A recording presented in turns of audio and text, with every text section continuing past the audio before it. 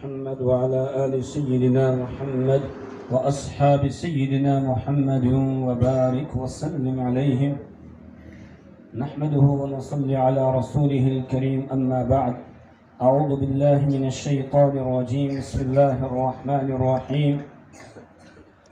ويوم يعض الظالم على يديه يقول يا ليتني اتخذت مع الرسول سبيلا يا ويلتى ليتني لم أتخذ فلانا خليلا لقد أضلني عن الذكر بعد إذ جاءني وكان الشيطان للإنسان خذولا.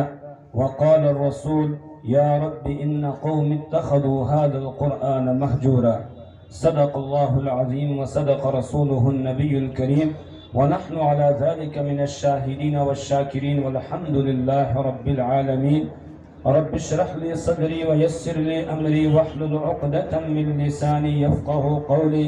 رب زدني علما سبحانك لا علم لنا إلا ما علمتنا إنك أنت العليم الحكيم. عقیدت اور محبت کے ساتھ درود پاک پڑھنے. اللہم صلی علی سیدنا محمد وعلى آل سيدنا محمد وأصحاب سيدنا محمد وبارك وسلم عليهم. مجھے لگ رہا ہے تھک گئے ہیں زیادہ، آواز ہی نہیں آ رہی ہے. کچھ ایسے دیکھ رہے ہیں، کوئی ادھر دیکھ رہے ہیں. بھئی درود پڑھنے کے لیے کہا گیا ہے. وہ حکم جو اللہ نے قرآن پاک میں فرمایا ان اللہ و ملائکتہ یصلون علی النبی یا ایھا الذین آمنوا صلوا علیہ وسلموا تسلیما، کہ ان اللہ و ملائکتہ، بے شک اللہ اور اس کے فرشتے نبی پر درود بھیجتے ہیں. اے ایمان والے تم بھی نبی پر درود و سلام بھیجو. تو یہ ایسے کوئی ادھر دیکھ رہا ہے، کوئی ادھر دیکھ رہا ہے. توجہ کے ساتھ تھوڑا پڑھیں. ہاں اب پڑھیں. جتنی اللہ کے رسول کے ساتھ محبت اور عقیدت ہے اسی آواز، اسی ذوق اور اسی شوق کے ساتھ پڑھیں. اللہم صلی علی سیدنا محمد وعلی آل سیدنا محمد واصحاب سیدنا محمد وبارک وسلم علیہم. اللہم صلی علی سیدنا محمد وعلی آل سیدنا محمد واصحاب سیدنا محمد وبارک وسلم علیہم. اللہم صلی علی سیدنا محمد وعلی آل سیدنا محمد واصحاب سیدنا محمد وبارک وسلم علیہم. یقیناً اس وقت آپ نے جو درود پاک پڑھا ہے، اس درود پاک کو فرشتوں نے نام بنام نوٹ کیا ہوگا، اور اس کے بعد ابھی وہ اس کو پہنچائیں گے آقا نامدار محمد عربی صلی اللہ علیہ وسلم کی بارگاہ اقدس میں کہ آپ کے فلاں امتی نے اس وقت آپ پر درود بھیجا ہے. جو وہاں جا کے پڑھتا ہے، اللہ ہم سب کو نصیب کرے، تو خود رسول پاک صلی اللہ علیہ وسلم سنتے ہیں.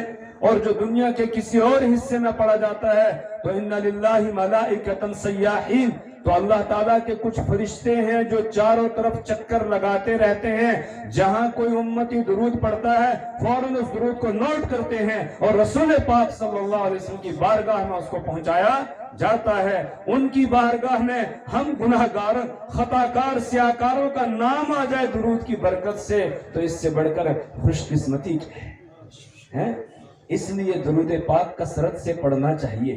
اللہ کے رسول صلی اللہ علیہ وسلم نے فرمایا قیامت کے دن مجھ سے سب سے زیادہ قرب اس کو ہوگا جو مجھ پر کثرت سے درود شریف پڑھتا ہوگا. اس لیے صرف یہاں نہیں، جب بھی نامی آئے تب بھی اس کے علاوہ روزانہ ہمیں درود شریف کی ایک مقدار متعین کرنی چاہیے کہ اتنی تو مجھے پڑھنی ہی ہے. اس سے زیادہ جتنا ہو سکے کثرت سے درود پاک پڑھنا چاہیے. اللہ کے حبیب محمد عربی صلی اللہ علیہ وسلم کے ہم پر بڑے احسانات ہیں. اگر ہم پیدا ہونے کے وقت سے لے کر اور مرتے دم تک درود ہی پڑھتے رہے تب بھی ان احسانات کا بدلہ ہم نہیں چکا سکتے ہیں. درود ہے کیا؟ درود کیا ہے کہ ہم اللہ سے درخواست کرتے ہیں، دعا کرتے ہیں رسول پاک صلی اللہ علیہ وسلم کے لیے. اللہم صلی علی محمد، اے اللہ اپنی رحمت نازل فرما محمد صلی اللہ علیہ وسلم پر، وعلی آل محمد، اور محمد صلی اللہ علیہ وسلم کی اولاد پر، کما صلیت علی ابراہیم وعلی آل ابراہیم انک حمید مجید، جیسے کہ آپ نے رحمت نازل کی تھی حضرت ابراہیم علیہ السلام پر پر اور ان کی آل پر۔ تو اس لیے کثرت سے ہمیں درود بھیجنا چاہیے، درود پڑھنا چاہیے۔ صبح سے آپ حضرات یہاں علماء کرام کے مختلف موضوعات پر بیانات سماعت فرما رہے ہیں، اور ابھی جب میں حاضر ہوا اس کے بعد میں نے 2 بیان سنے، ماشاءاللہ بہت زبردست بیان تھے، اور بالکل جو ہے وہ پر مغز، یعنی بالکل جو ہے وہ مغز سے بھرے ہوئے بیانات تھے۔ اللہ ہمیں ان پر عمل کی توفیق عطا فرمائے۔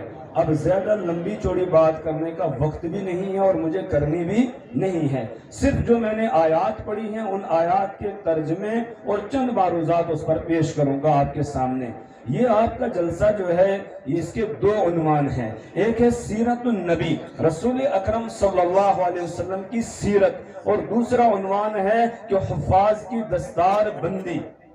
سیرت کیا ہے؟ رسول اکرم صلی اللہ علیہ وسلم کو اللہ تعالیٰ نے پوری دنیا کے انسانوں کے لیے ایک نمونہ اور ایک آئیڈیل بنا کر بھیجا، اور پھر پوری دنیا کے انسانوں کو حکم یہ دیا اگر تم کامیابی چاہتے ہو تو ویسے زندگی بسر کرو جیسے میرے نبی پاک صلی اللہ علیہ وسلم نے زندگی بسر کی ہے۔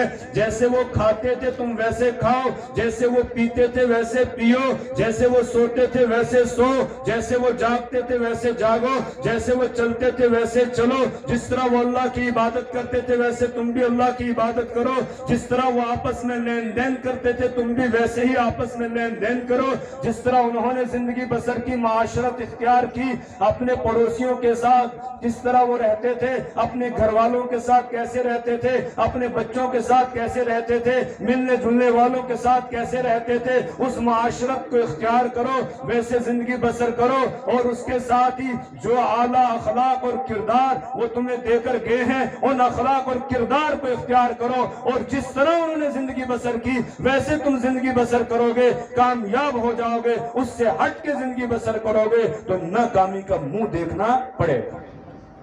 لقد كان لكم في رسول الله اسوة حسنہ، تمہارے لیے رسول اکرم صلی اللہ علیہ وسلم کی حیات طیبہ بہترین نمونہ ہے۔ اب قیامت کے دن اللہ تعالی ہماری زندگیوں کو اپنے نبی کی زندگی کے ساتھ ملا کر دیکھیں گے، اگر برابر ہوئی میل کھایا تو پھر تو اللہ تبارک و تعالی رحم فرمائیں گے اور جنت میں رسول اکرم صلی اللہ علیہ وسلم کے ساتھ بھیج دیں گے، اور اگر ایسا نہیں ہوا، رسول اکرم صلی اللہ علیہ وسلم کی حیات طیبہ کو ہم نے اختیار نہیں کیا، ہم نام تو لیتے رہے رسول پاک صلی اللہ علیہ وسلم کا، کلمہ پڑھتے رہے، لیکن اپنے اخلاق اور کردار کے اعتبار سے انتہائی گرے ہوئے تھے، غیروں کے طریقوں کو اختیار کیا، کھانے پینے کا طریقہ بھی دوسروں کا تھا، حضور کا نہیں تھا، اسی طریقے سے سونے کا طریقہ غیروں کا تھا، لباس غیروں کا، شکل و صورت غیروں کی، اسی طریقے سے اٹھنا بیٹھنا غیروں کی طرح،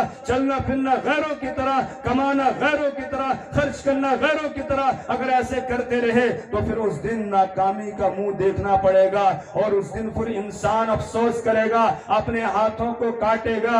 وَيَوْمَ يَعَضُّ الظَّالِمُ عَلَى يَدَيْهِ يَقُولُ يَا لَيْتَنِي اتَّخَذْتُ مَعَ الرَّسُولِ سَبِيلًا، ایسا ظالم انسان جس نے اپنے آپ کو رسول اکرم صلی اللہ علیہ وسلم کا پیروکار نہیں بنایا، کسی اور کے ساتھ دوستی لگائی، کسی اور کو اپنے لیے آئیڈیل اور نمونہ بنایا اور اس کی طرح زندگی بسر کرتا رہا، حضور پاک صلی اللہ علیہ وسلم کے پاکیزہ طریقے کو اختیار نہیں کیا، ایسا ظالم انسان قیامت کے دن غصے میں آ کر اپنے ہاتھوں کو کاٹے گا، اپنی انگلیوں کو کاٹے گا اور کہے گا یا لیتنی اتخذت مع الرسول سبیلا، آئے کاش میں نے رسول کے طریقے کو اختیار کیا ہوتا، میں نبی کے طریقے پر چلا ہوتا۔ اس وقت وہ افسوس کرے گا یا لیتنی اتخذت مع الرسول سبیلا یا ویلتا لیتنی لم اتخذ فلانا خلیلا، آئے کاش میں نے فلانے اس یہودی کو یا عیسائی کو یا کسی اور غیر کو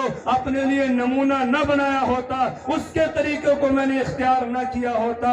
وہاں افسوس کرے گا اور پھر سارا شیطان کے ذمہ لگائے گا لقد اضلنی عن الذکر، کہ شیطان نے مجھے اللہ کی یاد سے غافل کر دیا تھا، گمراہ کر دیا تھا، اس نے مجھے رسوا کر دیا۔ اس طرح شیطان کے ذمہ لگائے گا اور شیطان بھی کہے گا لوموا انفسکم لا فلا تلومونی ولوموا انفسکم، مجھے ملامت نہیں کرو، اپنے آپ کو ملامت کرو. تمہارے پاس نبی کا پاکیزہ طریقہ تھا زندگی گزارنے کا، تم نے اس کو کیوں اختیار نہیں کیا؟ تم کیوں دوسروں کے طریقوں پر چلتے رہے؟ تمہارے نبی نے تم سے کہا تھا رات کو جلدی سونا، صبح کو جلدی اٹھنا. تم نے غیروں کا طریقہ اختیار کیا. رات کو 11-12 بجے تک تم جاگتے رہتے تھے اور صبح مردار کی طرح 9-10 بجے تک بستر پر پڑے رہتے تھے. نہ تہجد کی توفیق تمہیں ہوتی تھی، نہ فجر کی توفیق تمہیں ہوتی تھی. اب جاؤ جہنم کے اندر ڈال دیا جائے گا اور اس وقت آدمی اپنے ہاتھوں کو کاٹے گا لیکن وہاں کچھ بھی کام نہیں بنے گا.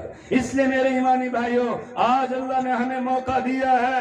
حضرت مولانا عبدالرحمن اشرفی صاحب دامت برکاتہم عالی آپ کے سامنے بہت اچھے طریقے سے بیان فرما رہے تھے. اپنی شکلوں کو بھی ٹھیک کر لو، سب کو ٹھیک کر لو. کہیں ایسا نہ ہو کل اللہ کے رسول صلی اللہ علیہ وسلم پہچاننے سے ہی انکار کر دیں کہ یہ میرا امتی ہے کہ نہیں ہے.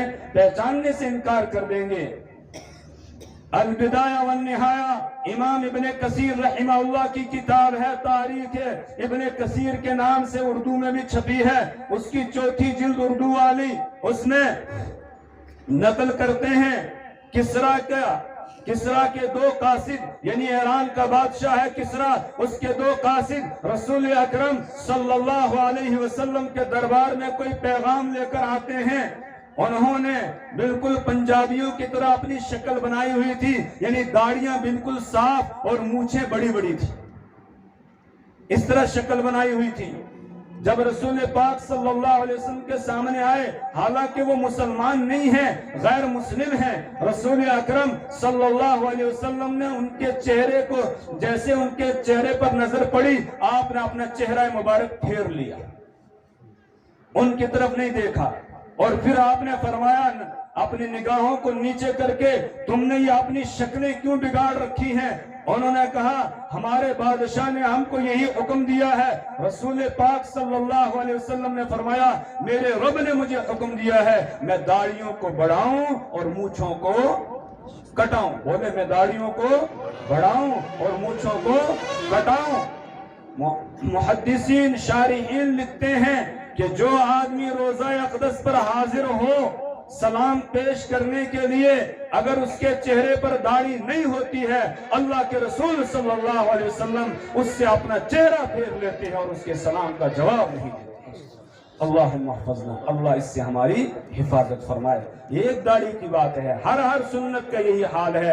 لہٰذا ہمیں چاہیے ہمارا ہر کام کیسے ہو، رسول اکرم صلی اللہ علیہ وسلم کے طریقے کے مطابق ہو. جیسے انہوں نے زندگی بسر کی، ان کا بچپنا کیسے گزرتا ہے، ان کی جوانی کیسے گزرتی ہے، ان کا بڑھاپا کیسے گزرتا ہے، ہر ایک کے لیے رول ماڈل ہے، وہ ہر ایک کے لیے نمونہ ہے. لہٰذا ہمیں ویسے ہی اپنا بچپن بھی گزارنا ہے اور ویسے ہی جوانی بھی گزارنی ہے اور ویسے ہی اپنا بڑھاپا بھی گزارنا ہے. اللہ اکبر. ایک بہترین نوجوان کی حیثیت سے آپ اپنی جوانی گزارتے ہیں کہ وہ مکہ المکرمہ جہاں چاروں طرف برائیاں ہی برائیاں ہیں، ہر طرف سے کون سی برائی ایسی تھی جو وہاں مکہ کے اندر نہیں تھی؟ اس دور میں رسول اکرم صلی اللہ علیہ وسلم اپنے آپ کو ہر برائی سے بچا کے رکھتے ہیں. نہ کبھی شرک کیا، نہ کبھی نشہ کیا، نہ کبھی کسی اور گندے کام کے اندر مبتلا ہوئے، نہ کبھی جھوٹ بولا، نہ کبھی کسی کی غیبت کی، نہ کبھی کسی کی چغلی کی، نہ کبھی گانا سنا، نہ کبھی میوزک سنا. نہیں، بلکہ آپ ان تمام چیزوں سے دور رہتے ہیں. اسی لیے مشرکین مکہ جو آپ کی مخالفت کیا کرتے تھے، اعلان توحید کے بعد انہوں نے آپ کی زندگی پر کبھی انگلی نہیں اٹھائی ہے. اگر کوئی ایک ذرا بھی ان کو کچھ مل جاتا وہ ضرور آپ کو بدنام کرتے. کل آپ ایسا کر رہے تھے، آج آپ یہ تعلیم دے رہے. نہیں، بلکہ آپ کے اخلاق اور کردار کیا ہے. اللہ اکبر. ابھی حضرت مفتی جعفر صاحب دامت برکاتہم عالی اقرأ بسم ربک الذی خلق پڑھ رہے تھے. جب یہ پیغام آیا، سب سے پہلی وحی آپ پر نازل ہوئی. آپ کی زوجہ محترمہ حضرت خدیجہ الکبریٰ رضی اللہ تعالی عنہا آپ کو لے کر اپنے چچازاد بھائی کے پاس گئی اور جا کر ان سے یہ کہا کہ اپنے بھتیجے سے ذرا سنیے یہ کیا کہہ رہے ہیں۔ رسول پاک صلی اللہ علیہ وسلم نے اس وقت بتایا کہ میرے ساتھ یہ معاملہ پیش آیا، لیکن اس سے پہلے آپ نے حضرت خدیجہ سے یہ کہا تھا کہ خدیجہ مجھے ایسا لگتا ہے یہ قرآن کا جو بوجھ ہے، جو ذمہ داری مجھے دی جا رہی ہے، کہیں میری جان نہ چلی جائے۔ تو حضرت خدیجہ الکبریٰ رضی اللہ تعالی عنہا نے کہا تھا کہ کلا واللہ لا یخزیک اللہ ابدا، ہرگز نہیں، اللہ آپ کو کبھی بھی رسوا نہیں کرے گا۔ کیوں؟ انکا لتصل الرحم، اس لیے کہ آپ صلہ رحمی کی تعلیم دیتے ہیں، آپ رشتے ناتوں کو نبھاتے ہیں، آپ رشتوں کو توڑتے نہیں ہیں، آپ جوڑتے ہیں۔ جو آپ سے دور بھاگتا ہے رشتے دار، آپ اس کو پکڑ کے لاتے ہیں۔ آپ کا رشتے داروں میں سے کسی کے ساتھ لڑتے جھگڑتے نہیں ہیں، بلکہ جھگڑنے والوں کو کھینچ کر لاتے ہیں اور رشتے کو جوڑنے کی کوشش کرتے ہیں۔ انک لتصل الرحم وتکسب المعدوم، اور اسی طریقے سے آپ تو جو نادار لوگ ہیں، غریب لوگ ہیں، ان کے لیے کماتے ہیں، کما کر ان کو کھلاتے ہیں، ان کو پہناتے ہیں۔ اسی طریقے سے وتحمل الکلہ، آپ بوجھ والوں کا بوجھ اٹھاتے ہیں۔ آپ کے یہ اخلاق ہے، ان اخلاق والا آدمی کبھی بھی رسوا نہیں کیا جاتا ہے، وہ کبھی ختم نہیں ہوتا ہے، وہ تو زندہ دل ہوتا ہے، اس کی اللہ کی طرف سے مدد کی جاتی ہے۔ اس لیے میرے ایمانی بھائیوں، ہمیں بھی وہ اخلاق اور کردار اختیار کرنے ہیں، اپنی جوانی کو بھی سنبھالنا ہے اور بڑھاپے میں بھی اللہ کو بھولنا نہیں ہے، اللہ کو یاد رکھنا ہے۔ رسول پاک صلی اللہ علیہ وسلم کی راتوں کو یاد کریں، آپ کی راتیں کیسے گزرتی ہے۔ اللہ اکبر، باوجود اس کے کہ آپ کے لیے اعلان ہے کہ آپ کے اللہ نے اگلی پچھلی بھول چوک وہ بھی معاف کر دی ہے اور آپ کو مقام محمود دیا گیا ہے، اس کے باوجود آپ رات کو تہجد کی نماز پڑھتے ہیں، یہاں تک کہ آپ کے پاؤں مبارک ورم کر جاتے ہیں، سوج جاتے ہیں۔ کیا اس مجمع میں کوئی ایسا ہے جس نے نبی کی سنت پر عمل کیا ہو؟ کوئی ہے جس کی تہجد پڑھتے ہوئے پاؤں سوج گئے ہوں، ورم کر گئے ہوں؟ ہے ہم میں سے کوئی؟ ہیں جی؟ کوئی ہے؟ کوئی نہیں ہے نا۔ اس سنت پر کون عمل کرے گا؟ جی ہم کریں گے یا کوئی اور آئے گا؟ کلمہ پڑھنے والے یا کوئی اور ہیں جی؟ کلمہ پڑھنے والے ہیں۔ چلیے آج میں تھوڑا سا پوچھ لیتا ہوں، ویسے پوچھتا نہیں ہوں لیکن پوچھ لیتا ہوں، آج کس کو تہجد کی توفیق ہوئی؟ اس مجمع میں سے کس نے تہجد کی نماز پڑھی ہے؟ جنہوں نے تہجد کی نماز پڑھی ذرا ہاتھ اٹھائے۔ الحمدللہ کچھ ہاتھ اٹھے ہیں، اللہ قبول فرمائے، اللہ قبول فرمائے اور اللہ استقامت عطا فرمائے، اللہ مرتے دم تک اس پر قائم رکھے۔ جن کے ہاتھ نہیں اٹھے وہ بھی سوچیں، ہم نبی کی ایک پیاری سنت کو چھوڑ رہے ہیں۔ اور جن کو توفیق ہے کبھی زندگی میں ایک دن تو ایسا کریں کہ رات بھر ہم کھڑے رہیں تاکہ ہمارے پاؤں مبارک ورم کر جائیں اور قیامت کے دن اللہ کے حبیب محمد عربی صلی اللہ علیہ وسلم کے سامنے جب پیشی ہو، فرشتے پیش کرے تو اس وقت یہ کہیں یا رسول اللہ، یہ آپ کا وہ امتی ہے جس نے ایک رات ہی صحیح لیکن آپ کی سنت پر عمل کیا تھا اور اس کے پاؤں سوج گئے تھے۔ کریں گے کوشش انشاءاللہ، جو نہیں پڑھتے ہیں وہ بھی پڑھیں گے انشاءاللہ۔ آج کے بعد تہجد تو نہیں چھوڑیں گے انشاءاللہ، ہاں تہجد کی پابندی کریں گے، نمازوں کی 5 نمازوں کی پابندی کرنی ہے، اس کے ساتھ تہجد کی پابندی بھی۔ جو تہجد پڑھے گا انشاءاللہ اس کی 5 نمازیں کبھی قضا نہیں ہوں گی، وہ 5 نمازوں کو ادا کرے گا۔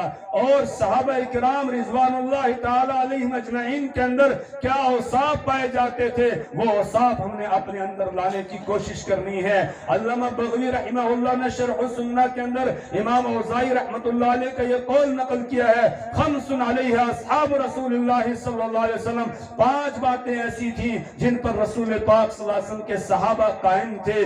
سب سے پہلے نمبر پر لزوم الجماع، وہ جماعت کو لازم رکھتے تھے، وہ آپس میں لڑتے جھگڑتے نہیں تھے، وہ متحد اور متفق ہو کر رہتے تھے، آپس میں اتحاد کے ساتھ رہتے تھے، بات بات پر لڑتے جھگڑتے نہیں تھے۔ آج امت مسلمہ میں یہی بات نہیں ہے، آج ہم لڑتے ہیں جھگڑتے ہیں، اسی وجہ سے پوری دنیا میں ذلیل ہو رہے ہیں اور رسوا ہو رہے ہیں۔ دوسری چیز کی اتباع السنہ، رسول پاک صلی اللہ علیہ وسلم کی سنت کی پیروی کرنا، آپ کے طریقوں پر چلنا. اور تیسرا عمل تھا عمارت المساجد، مسجدوں کو آباد کرنا. اور چوتھا عمل تھا تلاوت القرآن، قرآن پاک کی تلاوت کرنا. کتنے ہو گئے؟ 4. پہلے نمبر پر آپس میں لڑنا نہیں، جماعت بندی کے ساتھ رہنا. نمبر 2 اتباع سنت، رسول پاک صلی اللہ علیہ وسلم کے طریقے پر چلنا. اور تیسرے نمبر پر عمارت المساجد، مسجدوں کو آباد کرنا. یعنی 5 نمازیں کہاں پڑھنا؟ گھر پہ ہیں جی؟ کہاں؟ مسجد میں آ کر پڑھنا 5 نمازیں، عمارت المساجد. اور چوتھے نمبر پر ہے تلاوت القرآن، قرآن پاک کی تلاوت کرنا. اس قرآن کی تلاوت سے بھی آج ہم دور ہو گئے دور کے نہیں ہیں؟ چلو تہجد والے تو ماشاءاللہ کچھ ملے ہیں، اب قرآن والے بھی ہاتھ اٹھائیں. کتنے قرآن پڑھے؟ آج کس نے قرآن پاک کی تلاوت کی ہے جی؟ جو مدرسے کے بچے ہیں وہ نہیں اٹھائیں، ان کا تو کام یہی ہے. جو دوسرے ہیں الحمدللہ اس میں بھی کچھ ہاتھ اٹھے ہیں. اللہ قبول فرمائے، اللہ استقامت عطا فرمائے، اللہ اپنی کتاب پر عمل کی بھی توفیق دے دے. جو نہیں پڑھتے ہیں، جنہوں نے نہیں پڑھا ہے، انشاءاللہ آج کی اس مجلس میں وہ ارادہ کریں گے کہ ہم روزانہ قرآن پڑھیں گے انشاءاللہ. چاہے ایک ورقہ ہی صحیح، لیکن قرآن کھولیں گے روزانہ انشاءاللہ، ہے نا؟ انشاءاللہ تھوڑا زور سے ہاتھ اٹھا کر انشاءاللہ قرآن کی تلاوت کریں گے انشاءاللہ. جس کو پڑھنا نہیں آتا ہے کوشش کرے گا سیکھنے کی، اور اگر نہیں پڑھ پا رہا ہے تو کم سے کم انگلی پھیرے گا اور کہے گا اللہ یہ بھی سچ ہے، اللہ یہ بھی سچ ہے. ہر سطر پر انگلی پھیرے گا انشاءاللہ، ہے نا جی؟ تو قرآن کی تلاوت کریں گے انشاءاللہ جی انشاءاللہ. 5ویں خصلت تھی صحابہ کرام کی، والجہاد فی سبیل اللہ، اللہ کے راستے میں جہاد کرنا. یعنی اللہ کے دین کو قائم کرنے کے لیے، اللہ کے دین کو دنیا میں پھیلانے کے لیے اپنی جان مال کو پیش کر دینا. جہاں جان کی ضرورت پڑے وہاں جان دینے کے لیے تیار، اور جہاں مال کی ضرورت پڑے وہاں مال دینے کے لیے تیار رہتے تھے. یہ 5 صفتیں تھی صحابہ کی. اللہ نے ان کو رضی اللہ عنہ ورضوا عنہ کا مزدہ سنایا کہ اللہ ان سے راضی اور وہ اللہ سے راضی ہو گئے. انشاءاللہ اگر ہم بھی ان کی پیروی کریں گے، یہ 5 صفتیں اپنے اندر لائیں گے تو اللہ ہم سے بھی راضی ہو جائے گا. اس کا وعدہ ہے والسابقون الاولون من المہاجرین والانصار والذین اتبعوهم بإحسان رضی اللہ عنہم ورضوا عنہ. والسابقون الاولون من المہاجرین والانصار، کہ وہ سبقت کرنے والے، پہل کرنے والے مہاجرین اور انصار میں سے. صحابہ کی 2 جماعتیں، ایک مہاجرین کی اور ایک انصار کی. والذین اتبعوهم، اور وہ جو ان کے پیچھے چلیں گے، ان کی طرح عمل کریں گے. بإحسان، اچھائی کے ساتھ، احسان کے ساتھ. رضی اللہ عنہم ورضوا عنہ، اللہ ان سب سے راضی ہو جائے گا اور یہ اللہ سے راضی ہو جائیں گے. انشاءاللہ عمل کریں گے اس پر بھی انشاءاللہ. اب آخری بات بیان کرنی ہے، چونکہ قرآن پاک کی حفظ کی تکمیل کی مجلس ہے. ان خوش قسمت بچوں نے اللہ کی کتاب کو یاد کر کے اپنے سینے میں اللہ کی توفیق سے محفوظ کر لیا ہے. اللہ اس کو قائم رکھے، اللہ اس کو قائم رکھے، اللہ ان کے حفظ کرنے کو قبول فرما لے. وہ دولت ان کو مل گئی ہے جو دنیا کے کسی اور انسان کے پاس نہیں ہے. وہ دولت قرآن پاک کی اللہ نے ان کو دے دی، جس کا تصور بھی انہوں نے نہیں کیا تھا، لیکن اللہ نے ان کو دے دی ہے. انشاءاللہ ہم بھی کوشش کریں گے اپنے بچوں کو حافظ بنائیں گے، ہے نا؟ حضرت مفتی جعفر صاحب دامت برکاتہم نے آپ کو ترغیب دی ہے. حضرت مولانا عبد الرحمن اشرفی صاحب دامت برکاتہم نے تو کہا کہ بھیڑوں کا چندہ دو، بکریوں کا چندہ دو، وہ بھی ضروری ہے، اس کے بغیر بھی بات بننے والی نہیں ہے. اور حضرت مفتی جعفر صاحب کی بات کا خلاصہ یہ تھا کہ بچوں کا چندہ دو، لہذا بچوں کو لاؤ اور مدارس کے ساتھ وابستہ کرو، تاکہ آج یہ 4 بچے ہیں جن کی دستار بندی ہوئی ہے، آئندہ ہو تو انشاءاللہ 4 نہیں 8 ہوں 12 ہوں 16 ہوں، ان کی دستار بندی ہو. ہر گھر میں جو ہمارے بچے ہیں اگر بڑے ہو گئے ہیں تو چھوٹے بچے ہوں گے، پوتے ہوں گے، پوتیاں ہوں گی، نواسے ہوں گے، نواسیاں ہوں گی، ان کو انشاءاللہ ہم حافظ قرآن بنائیں گے اور یہ اعزاز ہم حاصل کریں گے انشاءاللہ. دنیا میں بھی اور آخرت میں بھی اللہ اعزاز عطا فرمائے گا.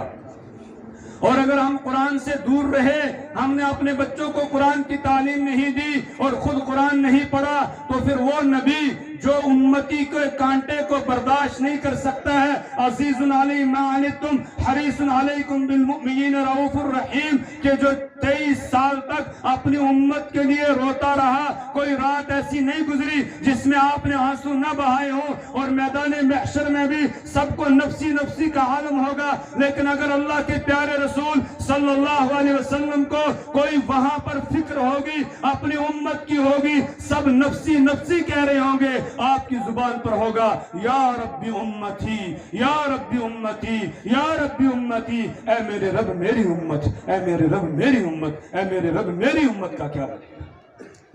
وہاں بھی ہمارے لیے وہ پریشان ہوگا۔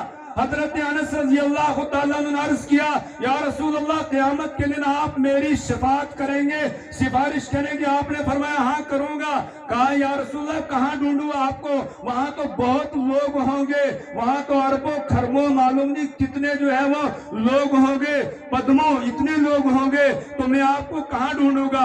آپ نے فرمایا کہ حوض کوثر پر آ جانا، جب میری امت اپنی قبروں سے پیاسی نکل کے آئے گی، میں حوض کوثر پر جام کوثر لے کر کھڑا ہوں گا اور اپنی پیاسی امت کو وہاں کوثر کا جام کوثر یعنی وہ کوثر کا پانی پیش کروں گا، اور جو ایک مرتبہ پی لے گا پھر اس کو جنت میں داخل ہونے تک پیاس نہیں لگے گی۔ اللہ ہمیں نصیب کرے۔ عرض کیا یا رسول اللہ اگر وہاں ملاقات نہ ہو پھر کہاں؟ آپ نے فرمایا جہاں اعمال تولے جا رہے ہوں گے، ہیں کسی کی نیکیوں کا پلڑا ہلکا ہو رہا ہوگا، کسی کا بھاری ہو رہا ہوگا، جس کی نیکیوں کا پلڑا بھاری ہو گیا وہ خوش قسمت ہوگا، جنتی ہوگا، فَهُوَ فِي عِيشَةٍ رَاضِيَةٍ، اور جس کی نیکیوں کا پلڑا ہلکا ہو گیا، گناہوں کا گٹھر بھاری ہو گیا، تو وہ فَأُمُّهُ حَاوِيَةٌ، اس کا ٹھکانہ تو پھر حاویہ ہوگا، وہاں میں رہوں گا اور اللہ سے دعا کر رہا ہوں گا، اے اللہ میرے امت کے نیکیوں کے پلڑے کو جھکا دے۔ عرض کیا یا رسول اللہ صلی اللہ علیہ وسلم اگر وہاں ملاقات نہ ہو پھر؟ آپ نے فرمایا پھر پل صراط پہ آ جانا، وہ پل صراط جو تلوار کی دھار سے زیادہ تیز اور بال سے زیادہ باریک، نیچے جہنم دہک رہی ہوگی، جہنم کے اوپر یہ پل لگایا جائے گا، اس کے اوپر سے گزر کے جانا ہوگا، ہر آدمی اپنے اعمال کے اعتبار سے گزرے گا۔ رسول پاک صلی اللہ علیہ وسلم نے فرمایا کچھ ایسے خوش قسمت ہوں گے جو بجلی کی چمک کی طرح پار نکل جائیں گے، کچھ تیز رفتار سواری کی طرح پار جائیں گے، اور کچھ ایسے ہوں گے جو پیدل دوڑنے والے کی طرح نکل جائیں گے، کچھ گرتے پڑتے پار چلے جائیں گے، کچھ کٹ کٹ کے نیچے جہنم کی کھائی میں گریں گے۔ اللہم احفظنا، اللہ حفاظت فرمائے۔ آپ نے فرمایا پھر وہاں مجھے ڈھونڈنا، وہاں میں اللہ سے دعا کر رہا ہوں اللہم سلم، اللہم سلم، اے اللہ میری امتی کو سلامتی سے میرے پار لگا دے۔ تو اتنا اپنی امت سے محبت کرنے والا نبی اللہ نے ہمیں عطا فرمایا۔ قیامت کے دن ہمیں امید ہے کہ ہماری سفارش کریں گے، شفاعت کریں گے، لیکن کچھ لوگوں کے خلاف مقدمہ دائر کریں گے۔ وہ کون ہوں گے؟ وہ قرآن کو چھوڑنے والے ہوں گے، جنہوں نے قرآن کو چھوڑ دیا، قرآن نہیں پڑھتے تھے، قرآن کی تلاوت نہیں کرتے تھے، اپنے بچوں کو قرآن کی تعلیم نہیں دیتے تھے، ان کے خلاف رسول پاک صلی اللہ علیہ وسلم مقدمہ دائر کریں گے۔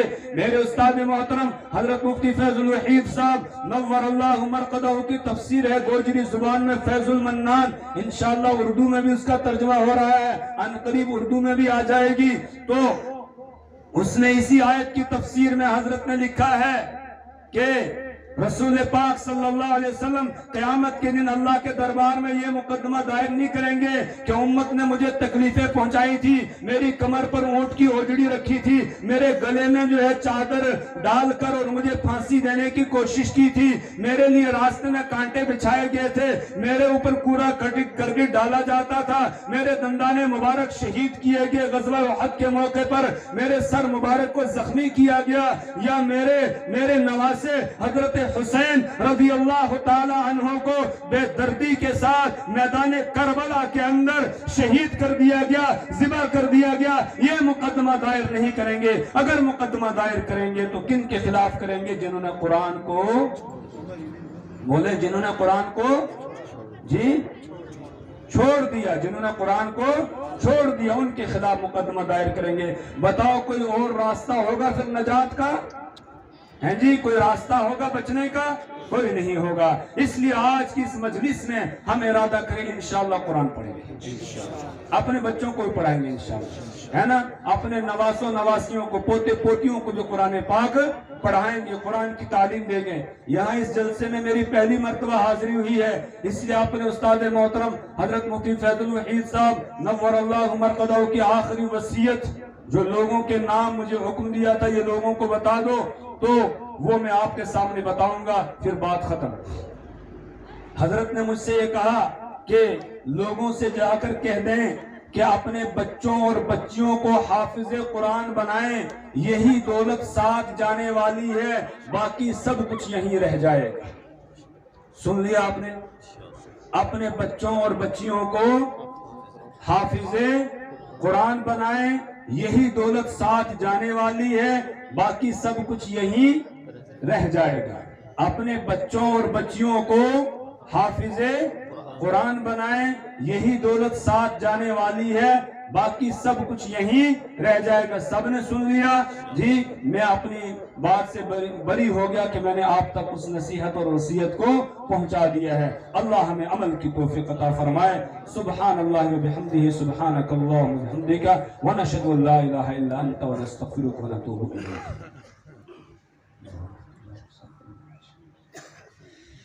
مفتی صاحب، دعا سے پہلے ہمارے ایک بزرگ نے یہ بتایا کہ دعا سے پہلے وہ 4 قبلے بتاتے تھے۔ کتنے قبلے؟ 4 قبلے۔